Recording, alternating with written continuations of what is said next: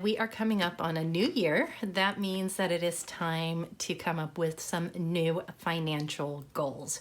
So today, no money is sitting out. That is because I am going to be going over what our financial goals in our household for my husband and I are going to be for 2022. So if you're curious to know what it is we want to achieve as we move towards our big grand plans of being completely debt-free and financially independent, stick around and find out.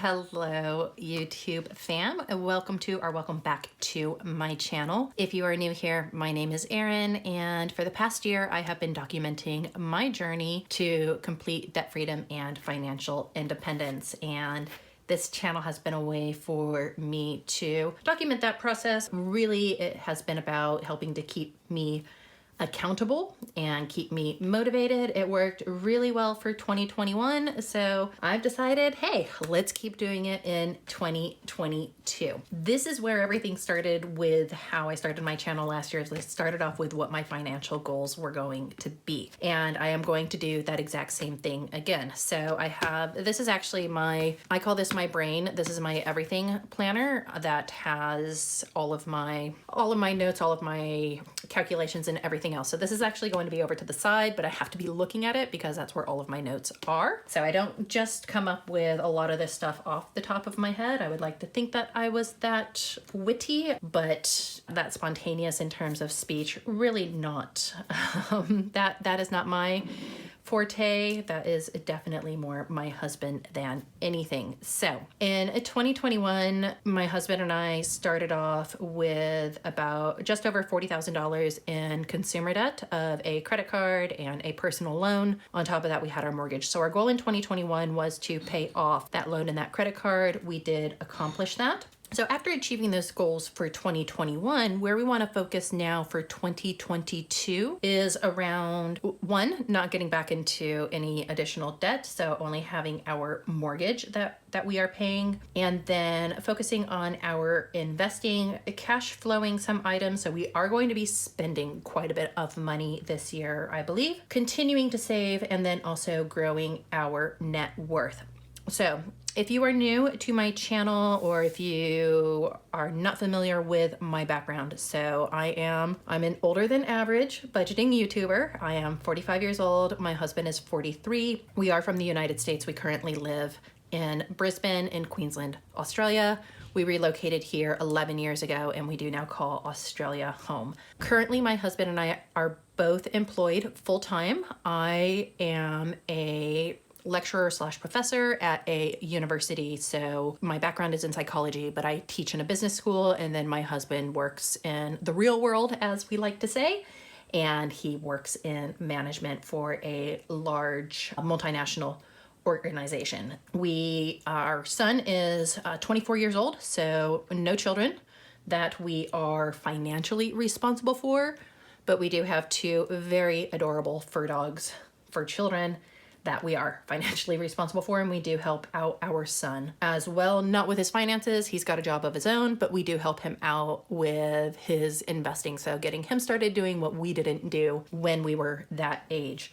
And the only little kind of kink in what seems like a really good plan is that I also happen to have a terminal illness. I was diagnosed a year and a half ago, so in June/July of 2020. So we know that I have a shorter than average projected lifespan. And so we are working within those additional constraints of how do we optimize my quality of living and our experiences, because all those things that we said we're going to save for later to do, well, we no longer have a guarantee that later is going to be there. So that's kind of just, like a little bump in the road as we go about for planning things. And that was why we wanted to get out of debt, so that we could start focusing on doing some of those additional things as well. So for 2022, can you believe it is going to be 2022 already? And I have really bad writing because I do. My husband and I actually have a full 5-year plan. We have a plan of where we want to be in 5 years when I am 50 and he is catching up to 50. And so all of our yearly goals tap into what those big 5-year plans are. So for 2022, one of the first things that we want to do is we want to be able to max out so we'll call me E with a big E. So E's my contribution to my superannuation. So in Australia, we have superannuation similar to a 401k. We do have a cap on the contributions that you can make pre-tax. That cap is now $27,500. After what is already being contributed, this means that I am going to be increasing my contribution by around $5,570 this year. That comes to about $230 per fortnight. That will come out pre-tax. There are a couple other big things that are happening also with my income. The big things that are happening are big decreases as well. So some of this seems a little bit crazy that we're actually looking at decreasing my income, but increasing what we want to do in terms of our savings. So I have been in a role that has been additional to my teaching role as an associate director of education. I am no longer going to be continuing that. That did have an award that was associated with it. So that award, that's extra money that was given. And so I'm no longer going to have that. I'm also dropping my hours by 20%. So I'm only going to be 4 out of 5 days. So I'm going to have an 80% workload. And that's going to have a pretty big hit on what our income is going to be pre-tax, probably looking at least at around $30,000 loss for that. But we have decided that that is what is best for us. It is what is best for my health. It is what is best for my mental health and just where we are. And we are fortunate enough that we are in a place that we can do that. So because I am reducing that, then that is what opens up allowing to make that additional contribution to be able to cap that out. So that is going to be, that's a big goal number one. And it's an easy enough one to do because I just get in contact with our finance department and they make those changes. Because really here in Australia, we have the opportunity to retire at 60, if not earlier, if we need to. I'm a tenured academic, so I don't need to retire unless I have to. In fact, most academics don't retire until they're almost 80. We just stick around forever and ever. We're those dinosaurs that are still in the classroom. But one of our big goals is by retirement to have zero liabilities, none. Not a mortgage, not a rental, not a nothing. So that works towards us being able to achieve that. So probably about $230 per fortnight is what that is going to come out to. But because that comes out pre-tax, that also will help to drop my taxable income as well. The second big one that we have is we are building a second garage so that Gary will have his own garage. The GG, the Gary garage. Erin will have her own for about maybe 3 months before he starts creeping and taking over some of it, but that is to pay for that in cash. The total cost for that is going to be $19,972 and no cents. And so it's similar to a house. If you've ever built a house where you make payments and such as you go along, we've already made the first payment of around $1,500. And so to ensure that we have most of the money saved up. There's probably about $3,000 that we still need to come up with. We are hoping to have that built by either April or May. So this is a really, really short time span. This is also why we're not going to be hitting that stretch goal of investing this year, because this was money that would have been invested, but instead we're putting it towards the garage, and we're setting that aside and just taking advantage of me having that extra money while I still have it. So we're moving it away. We are still going to continue to invest. And so for investing, and this is outside of our superannuations, and we want to invest another $15,000. We currently this year have invested right around $10,950. And so we're kind of on the race to our first 1,000 by putting in an additional 15,000. So we've got 10,000, we'll say 950, give or take, Depends what day you check. Markets these days, all over the place. But adding that additional, if we get a return of 7%, then that is going to earn us interest of $1,372.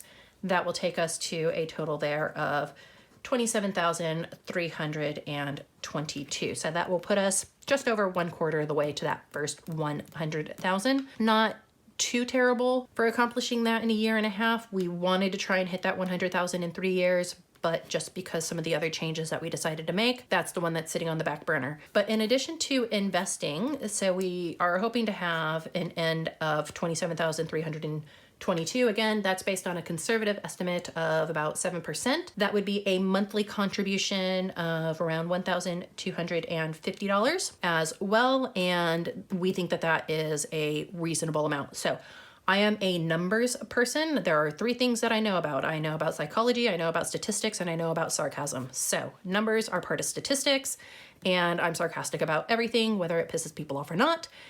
And then I like to go into the psychological reasons why they get upset over things. Anywho, looking at these numbers at 7%, that is where we will end up. If it is a better year, then we will end up higher. If it is a worse year in the market, then we will end up lower. It's all going to depend on what the markets do, but that is why when it comes to investing, you take the E out of it.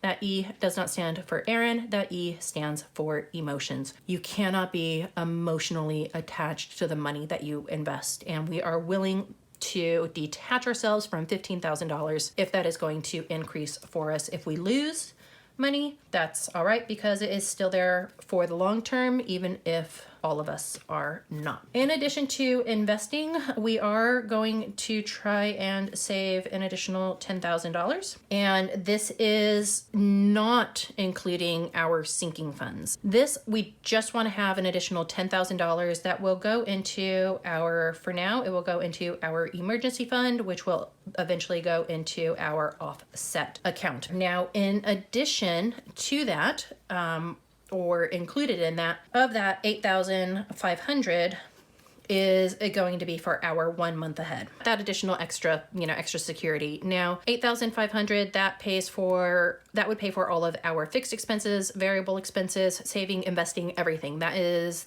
everything that we would spend in a month. If we were only concerned about having to pay for our 4 walls, our food, and everything else, that would actually pay for 2 months. So that would be a part of that.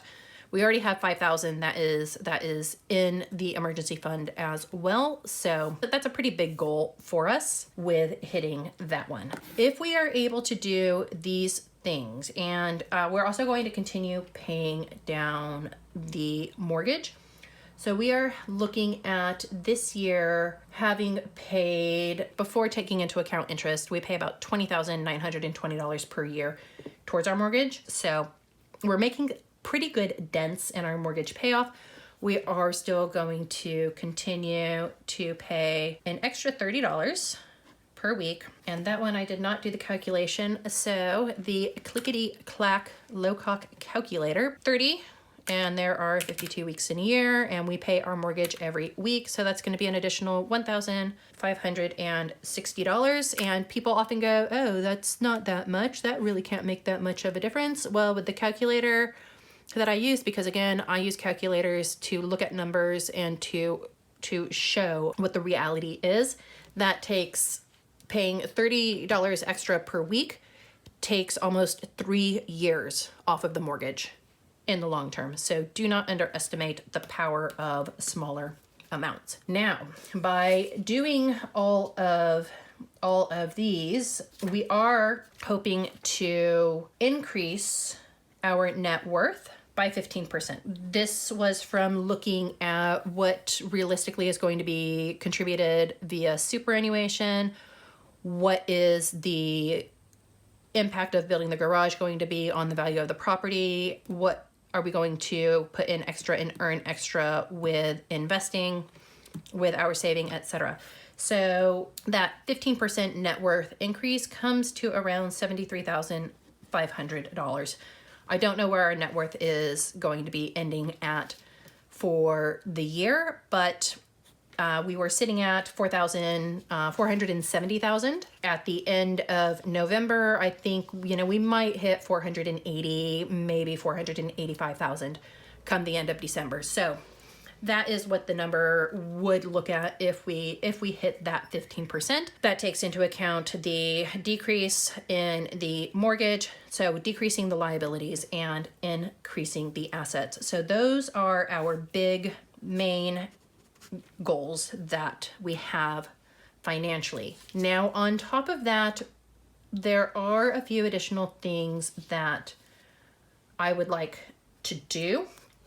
So these are our extra, we'll call them stretchy goals. And these are contingent upon a few other things. So just going to slide this up here. So first and foremost, I want to continue. I've been learning about dividend investing. For dividend investing, I have been doing micro investing for that. This is separate from what I have been doing for our ETFs. So I want to try and maybe get around $1,500, $1,500 to dividend stocks. And I have rather specific criteria that I look for with dividend stocks. I am looking at stocks that have a dividend yield of over 5%, that the organization has still had growth so that they're not, you want the company to still be making money, and also that their dividend payouts have been increasing over time as well, or at least remaining stable, because there are a lot of companies that start off paying really good dividends, but over the years, the first thing to go when the company gets in trouble is the dividends. So that is where my, $1 a day, $2 a day, $3 a day, this will actually come to about $4 a day in investing if I follow the, using mommy traders investing challenge. And that is what I will be doing for the entire year and tracking that. Some of that is also going to go into crypto, but again, I'm not really 100% on the crypto train. It is a bit too volatile for my risk tolerance level, but for other people, that's perfectly okay. The second thing that we want to do is to continue helping our son by giving him $1,500 per year to invest. And so that is for his birthday, that is for Christmas, and that is for Easter, that he gets that $500. The reason that it is $500 is because here in Australia, that is the minimum. So he is investing on Perler. He's also set up already with auto invest and auto rebalancing and everything else. This is just a little bit of an extra bump that we can give him that will help him out, because he's in his mid-20s. He has everything that he needs. He's got a job. He can buy stuff that he needs. He doesn't need mom and dad to go and buy him AirPods, or, okay, he wouldn't say no to it, but he doesn't need it. So this is a gift that will keep on giving to him, because he's also, beyond the age of experiences. If he wants to go on vacation with us, he got a job. He can pay for that as well. So that is a second one. Now, funding these additional elements is not really in the budget as much since I have taken those reductions. And so to fund this, what I want to do is increase my, I guess we'll call it my online income or my side twibbles. I don't like the word side hustle. Hustle implies busy. Busy is not cute. Busy leads to burnout. So this could be from my YouTube channel. Not that I'm raking in the dough with this. I haven't even gotten a payout. I'm a slow growth here. For that, it could come from my Etsy shop, which has, again, seasonals, ups and downs. And then other side twibbles, I will probably go back to doing surveys again. And I might look into a few other additional things. I don't know, because once I go back to work, I haven't been teaching for the past year and a half. So once I am actually back in the full swing of being back at work and not being off for sick leave, for extended sick leave, we'll see how balancing all of these works out, because it will be interesting for that. But our budget wise, we are pretty set where our budget is. We have been budgeting for so many years that there's really not much that we can change anymore with what it is that we are doing. I mean, yes, we could take out things such as personal care, or we could take out our allowance money, but for food, our food budget And fuel budget and our budget for our dogs, they're pretty well honed in at this point. So we can't really reduce any of our expenses much more than where they are at. So that means that it really comes down to changing up either what it is that we are saving for. So do we really need to spend money at birthdays and such like that? Or do we want to put that elsewhere? Otherwise, we have to increase the income to make up that amount. So that is what we are going to be working for the year. And clearly, you know, one of the things, because I do work in the area of psychology and motivation and such like that, all of these do fit the criteria of SMART goals, right? You are going to hear SMART goals so many times this time of year as people start getting prepared for 2022. But your SMART goals mean that they are specific, they are measurable, they are attainable. That is the most important. They are relevant, they are time-bound, and the other thing is they have to be self-determined. That means that as an individual, you need to have input into your goals. If you do not have input into your goals, there is no ownership. Without ownership, they will not be accomplished. And this is particularly important for people who are budgeting with a family member. So if you have a partner, a spouse, if you are helping your child, anything like that, if they are not part of the process, it makes everything so much more challenging. They need to be difficult yet achievable, and you also need to have an action plan for them. And I do. I have an entire sheet that I go through where I work on what is my outcome goal, what is my process goals, what are my progress goals. And then I track all of those different things. What skills do I need to have? What knowledge, skills, abilities, or competencies? So like for investing, I have spent a large portion of 2021 learning about investing and learning how to do research on stocks and what is a dividend yield, what is a debt to equity ratio, what are management fees, because yes, I could invest around my area of confidence of knowing, okay, well, this is a tried and true, this is a tried and true, but I want to be able to move towards investing in my areas of interest.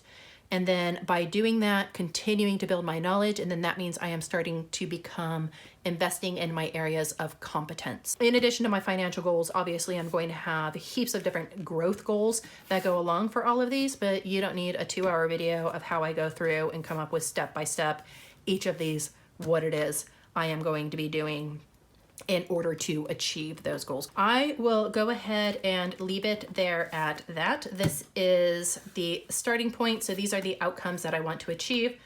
I will go through, I will start fleshing out everything else of how I am going to achieve those and how I am going to benchmark them throughout the year. So let me know in the comments below if you made it this far and didn't fall asleep and be like, oh, snooze fest. I know, it can get kind of boring, but are you working on your 2022 goals? Have you thought about not just what outcomes you want to achieve, but what steps are you going to take in order to achieve those? Because that's really, really what it comes down to.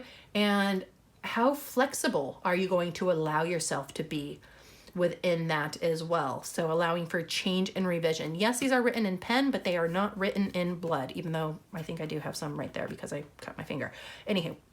Ew, yuck, gross. Everything's okay, promise. But that's the other thing is that these can change. And I said, these are pretty contingent upon what happens in terms with my health, what happens with my income, and that is perfectly okay. So let me know what you're thinking of doing for 2022 in the comments below if you want to. If you don't want to share, just lurk around and see what other people are doing, and you might still find some inspiration for yourself as well. If you did enjoy this video, then do please give it a thumbs up as well. That does give me warm fuzzies of letting me know that you kind of like what it is I am doing or presenting or putting out there. I know there's no colorful money or anything. It's just pen to paper, but that is part of budgeting and being financially savvy in general. So until next time, do remember to choose kindness, show gratitude, always keep a positive mindset. New year, new you. And you don't need to wait for the new year to start, for the new you to start. You can start now. And on that, I will speak to you in the next video.